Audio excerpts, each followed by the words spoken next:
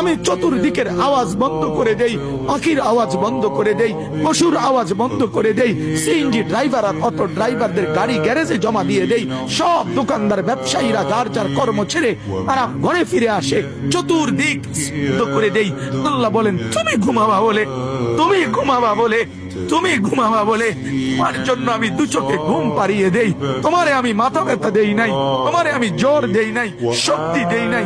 আজকের রাত এই জ্বর সর্দি থেকে মুক্ত রাখছি, তো আমি আল্লাহ তোমাকে ঘুম পাড়াবো বলে তোমার মা অসুস্থ, বাবা অসুস্থ, ছেলে অসুস্থ, স্ত্রী অসুস্থ, যদি এমন বিপদের খবর হইতো তাইলে তুমি ঘুমাইতে পারতা না।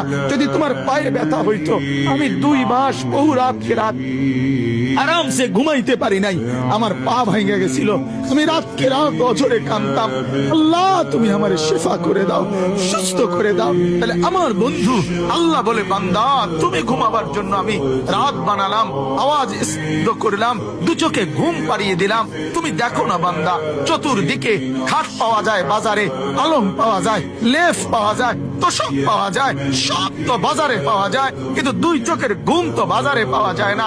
আমি ঘুম পাড়াই, আমি ঘুম পাড়াই, আমি ঘুম পাড়াই, আমি ঘুম পাড়াই। তোমার মা ঘুমায় যায়, তোমার বাপ ঘুমায় যায়, তোমার স্ত্রী ঘুমায় যায়, তোমার বন্ধুরা ঘুমায় যায়, তুমি যেই নারীকে ভালোবাসো সেও তো ঘুমায় যায়। আমি আল্লাহ আমি জেগে থাকি।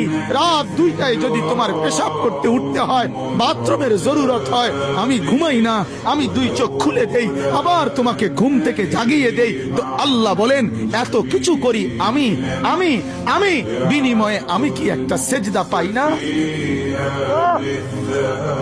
এই নাফরমান সন্তান, এই মুসলমানের ছেলেরা যারা ঢুকছো এখন, বলো তুমি মুসলমানের বাচ্চা কিনা?